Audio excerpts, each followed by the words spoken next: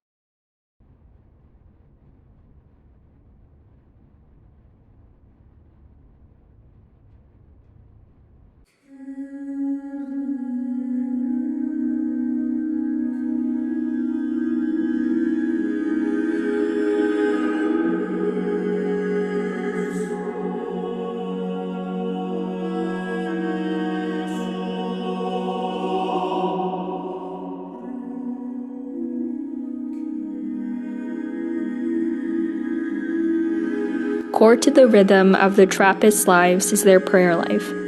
They begin their day before the sun rises with vigils at 4:30 a.m. and subsequently pray 7 times throughout the day. Days here are structured by a combination of prayer, meals, work, and rest. And there is so much to learn from the discipline of the monks and the ways in which they have given up all earthly goods and desires to offer their entire lives to God.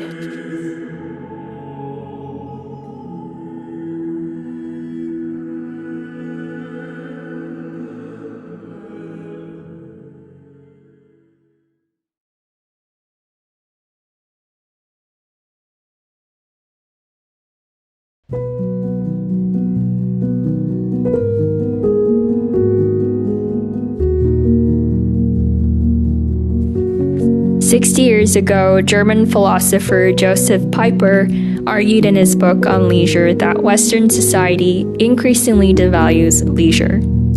this being the kind of leisure that is open to a contemplation that gives meaning to existence. Now we have grown to structure our lives around quote-unquote useful work, giving little or no time to the silence required for contemplation. And from the perspective of a culture obsessed with work and productivity, the monastic life seems absurd. However, a few days here teaches us how the Trappists still value labor and the importance of work in our daily lives. The difference rests in their understanding that the output we generate in our work does not contribute to our value as people.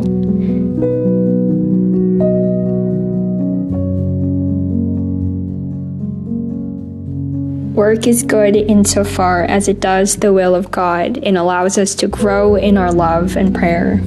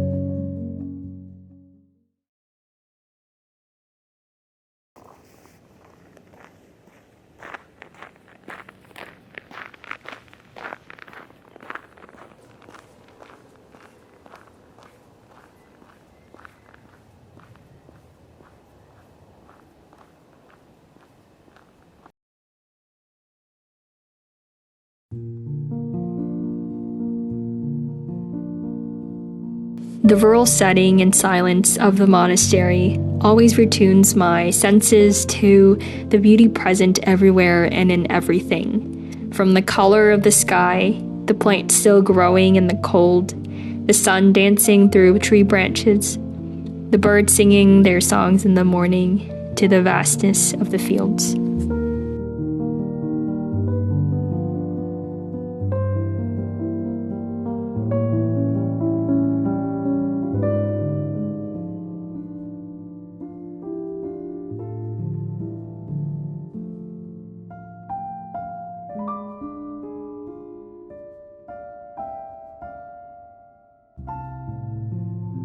Cold stone walls, tall wooden ceilings, a dusty room to call home for a few days, surrounded by stretches of golden fields embraced by snow. Silence and peace seep into me just as summer kisses the skin. Psalms are sung for you, God, 7 times a day.